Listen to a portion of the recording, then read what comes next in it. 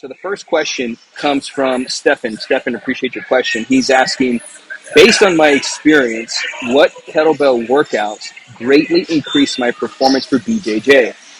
However, I find them lacking in one key area: driving up or lifting opponents for takedowns. Double leg, for example, barbell back squat has fixed this for me. Just curious as to what kettlebell exercises can provide the same benefits. Also, front rack kettlebell squats don't produce the same kind of power for me compared to the barbell back squat. So that's from Stefan. Stefan, greatly appreciate you taking the time, making the time to leave us a comment. Appreciate it, bro. All right, so, kettlebell versus barbell, that's always kind of been the comparison, right? So let's kind of talk about the two really quick. So barbell, you have unlimited strength potential, right? You can load up over 1,000 pounds on the barbell. So you're definitely going to build more maximum strength, and, possibly even more power. But I would argue that you can get the same benefits with a kettlebell. Now, there's risk versus reward with all of these things. You definitely, obviously, if you're, again, I guess my question to you would be, what weights are you using for the barbell back squat? Because the barbell back squat, you can load up, I'm guessing, on average, most guys can barbell back squat 225, right? 225, which is, I don't think it's asking too much as a strength standard for most guys to be able to back squat 225. So if you tried to take that and compare that to kettlebell, the equivalent is front squatting a pair of 48 kilo bells, right? That would be 212 pounds. So actually a lot lighter. But here's the thing. I can almost guarantee that I can take someone that can barbell back squat 225, 100 kilos, but they can't front squat a pair of 48 kilo bells. So I guess the question is, are we comparing apples to apples here? Now, the kettlebell front squat does have a limitation.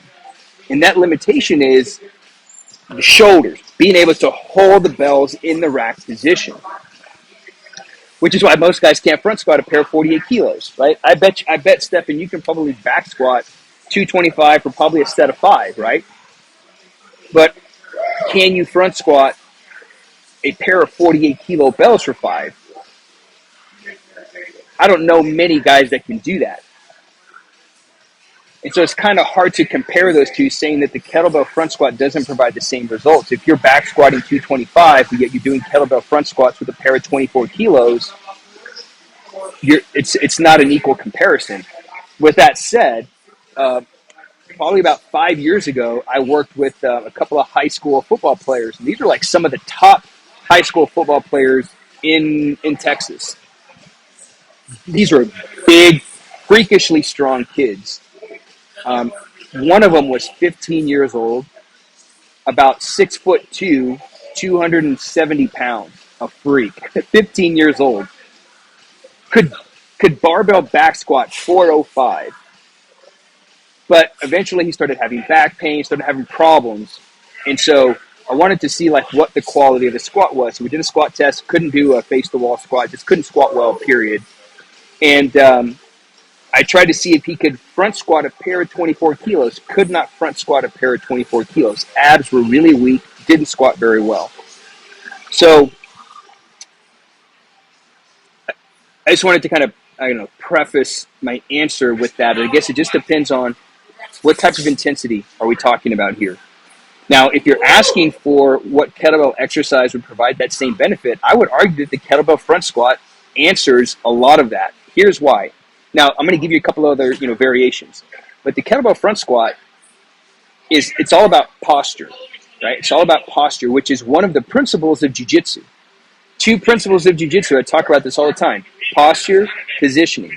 The stronger your posture is, the better position that you're going to get in And that's going to give you the most leverage over the weight that you're lifting, over the guy you're trying to do a takedown with, submission, etc. Right? And so when you're shooting in for a takedown, their goal is to break your posture, sprawl, snap the head down, things like that. Kettlebell front squat will help with that because you have to keep that nice, tall, strong posture.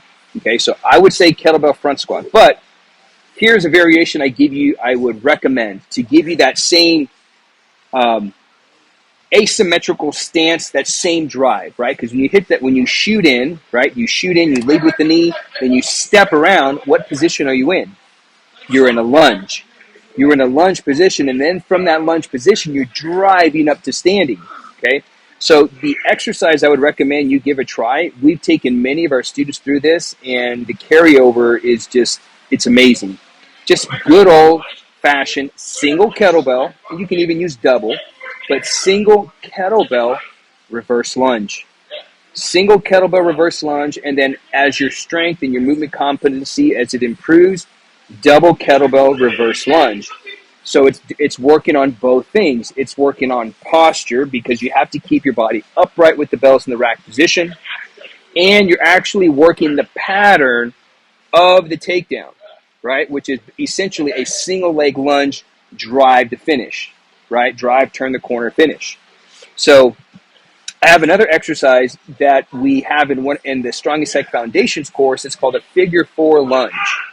It's hard to explain in this, but it's going to work on your hip mobility, okay, which is going to improve your posture, and it's going to simulate the exact same pattern as the takedown.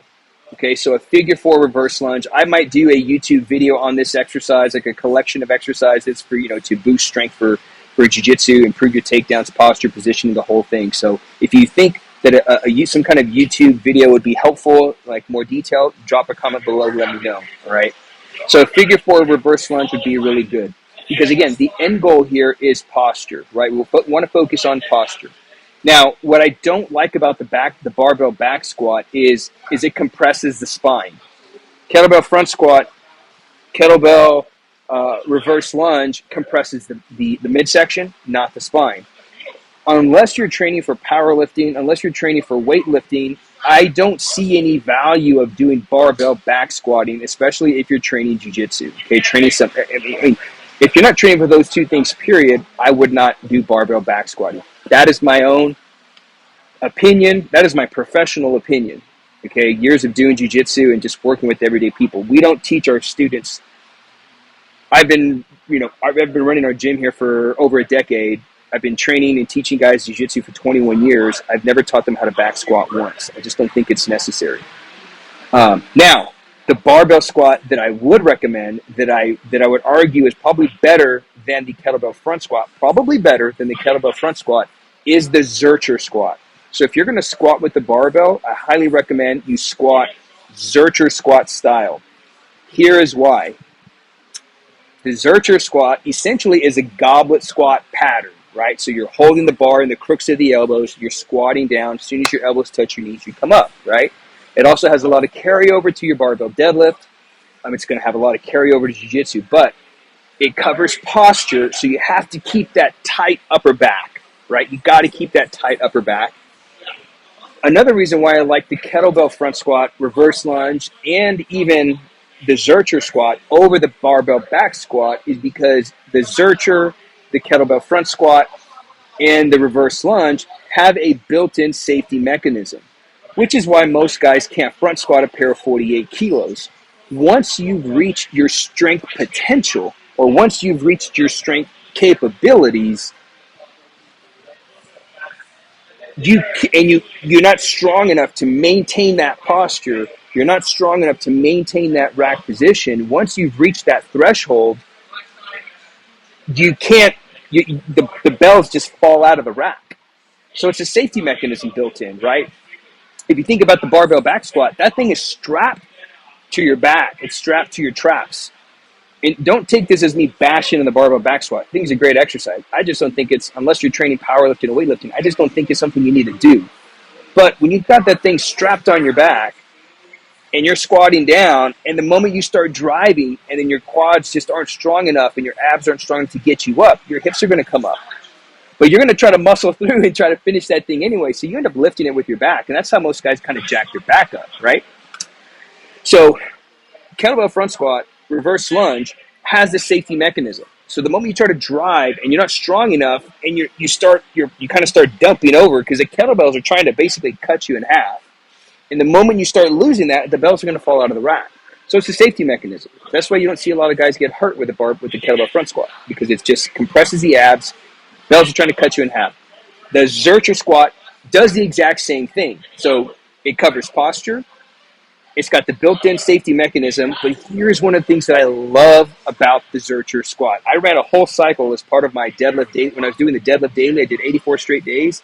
The last 30 days of that cycle, I ran Zercher squat in combination with the sumo deadlift. Here's what I love. This is one of the hidden benefits that not a lot of guys are aware of. One of the hidden benefits of the Zercher squat. It's rooted in a hold, right? It's rooted in a hold. So in jiu-jitsu, you got to do a lot of holding, right? When you're going for the takedown, double leg, single leg, what are you doing? You got to hold the guy in, right? When you hit that single, you turn the corner, you grab his waist, you got to hold and pull him in. The Zercher squat is a hold, okay? It's a hold. So you're going to get stronger pulling the weight into you, i.e. the training partner into you, and it's working on your posture, and it's building your hips, building that strength and power. So all of that just in the Zercher squat. The kettlebell front squat's also a hold, which is why, I think it's superior to the barbell back squat, especially if we're talking in the context of core jiu-jitsu, is it's a hold. You got to hold the bells and pull them into the rack, right? So hope that answers your question. I would look into, first off, getting stronger in the double kettlebell front squat. If you're barbell back squatting 225, and obviously that's having benefits, awesome. If it's helping you out, continue it. But since the question is what kettlebell exercise, I would really take some time and invest time into building a stronger, bigger double kettlebell front squat. Work up to a pair of 32s, 36s, 40s. Work your way up there, and I guarantee you'll have some huge carryover to your jiu-jitsu game. Okay, so appreciate the question, Stefan. I know that was a long answer there, but it was just a really good question, and those are the thoughts that I had around that. So next question.